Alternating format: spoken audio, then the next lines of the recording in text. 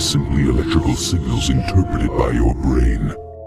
Pikachu, I have in my hand 2 pills. You take the blue pill, and the story ends now.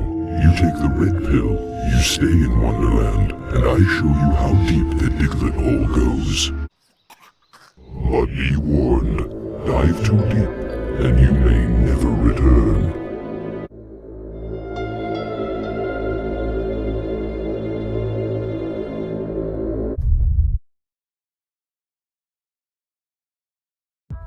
All right, it is time. This infinite investment game, I'll talk about alternative investments and collectibles. This is not particular investment advice, but if you listen to this, you'll be a better collector and you'll make smarter decisions when you're buying collectibles, particularly sports cards and TCG, because that's the main focus I'm doing on right now. And some months from now or weeks from now, I'll have some comic book stuff coming out. But yeah, please like, comment, and subscribe, and share as many people as possible to defeat the YouTube algorithm. And, I'm gonna basically go ghost for about 6-7 months. I will interview a few sports card people and collectibles people and post those as well. But just a graduate student, I got a lot going on.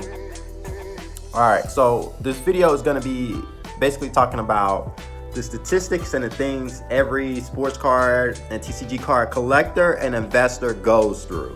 All right, so I'm going through both of these things, okay? I got the money! Okay, you got the money.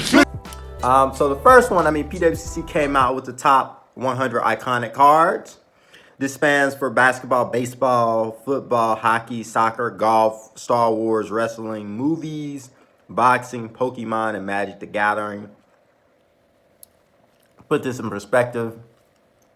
When it comes to basketball, you got 36 iconic cards. Really because of the generation that we have that are in the cards, Gen Z and millennials. And then also you have a lot of Gen X. So that's kind of, Gen X is still baseball too, but a lot of them like basketball. But the millennials and Gen Z like basketball more than baseball. 35 are baseball. Baseball has historically been that thing that really put the sports cards on the map. 13 from football, 4 from hockey, only 3 for soccer. So soccer has a long way to catch up. Even though it's the most popular sport in the world, there's only 3 iconic cards, 3 golf cards, 1 Star Wars. Star Wars has been out since the 1970s.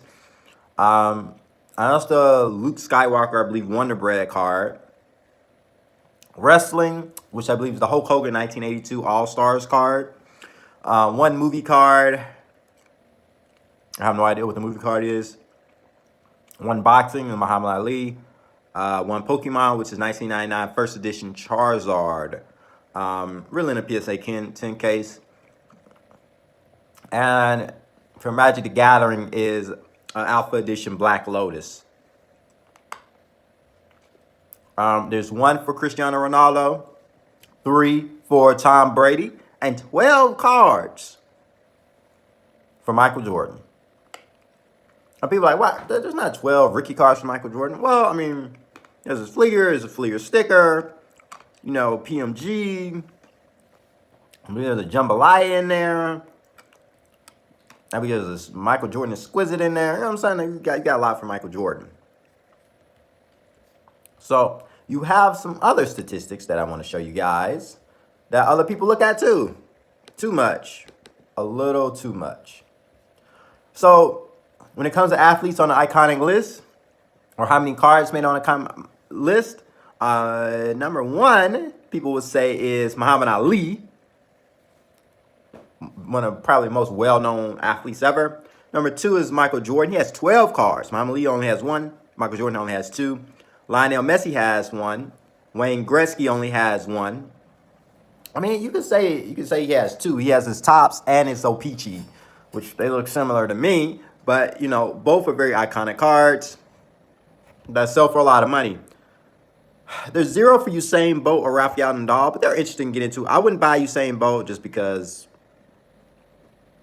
nobody's going to care 20 years from now because there's going to be somebody else faster and more exciting. Rafael Nadal has 0. Cristiano Ronaldo has 1, and then Pele has 1. Roger Federer doesn't have, he's not 1 in his iconics, nor is Michael Phelps, even though they're some of the greatest athletes in the world. And this list is the most iconic athletes in the world. How many of them have it?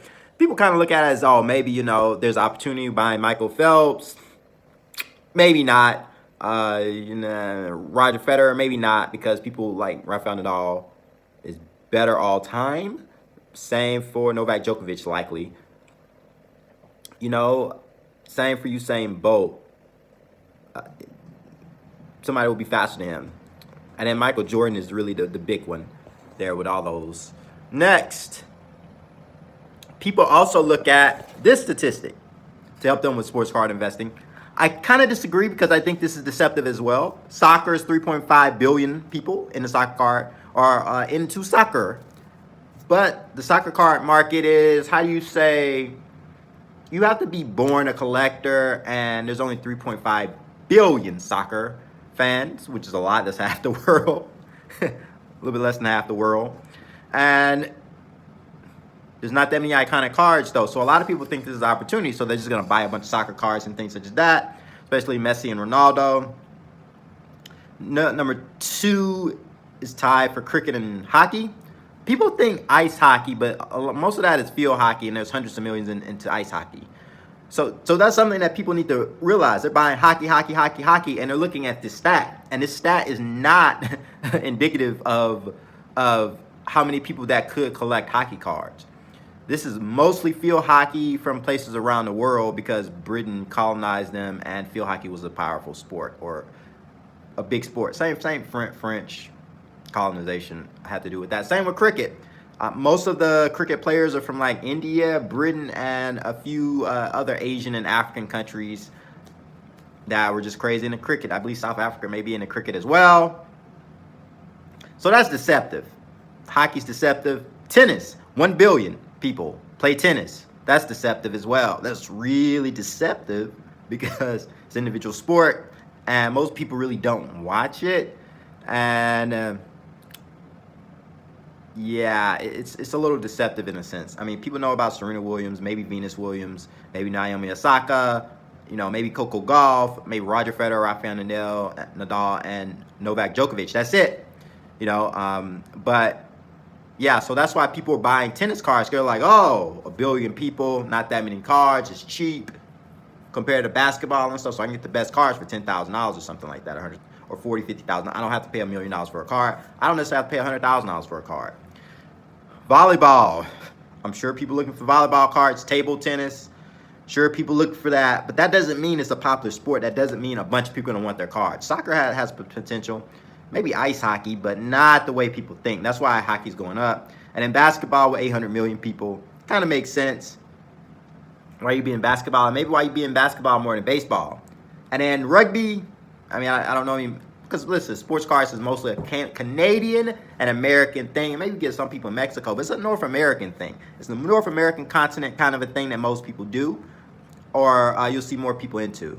And then golf, let's be real, nobody really knows about golf more than Tiger Woods. I know about Michelle Wie, Rory McIlroy, maybe Phil Mickelson,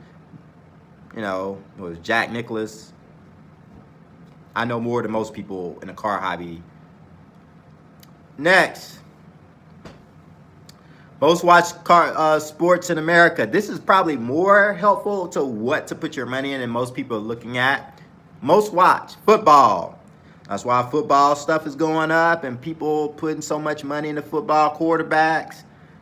That's why, in America alone, football's king. Then it's basketball. That's why you see a lot of people trying to put money into it. Then it's baseball. Then it's soccer. Then it's ice hockey. So that's something that people need to think. Like, most people in cards are in North America. And, we're just talking about the United States. But let's be real here. Ice hockey is not that crazy popular and watched. And then you have tennis, and then golf, then boxing, and then NASCAR. Because NASCAR's on the list, so people talk about, let's talk about NASCAR, when that's a complete waste of money as far as investing. If you want to collect.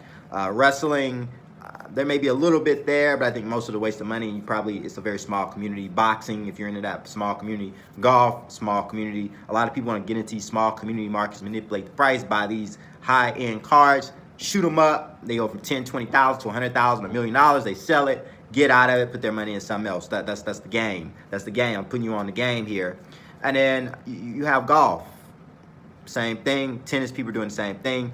Ice hockey has some potential, but there's still some issues where it's more of a north thing in America versus the south and west in a sense. So yeah, these are statistics that people look at. It's a little deceptive, but yeah, that's the video. Please like, comment, and subscribe. Share to as many people as possible. Let me know what you think. Peace. Money. I got the money. Okay, you got the money. I got the money.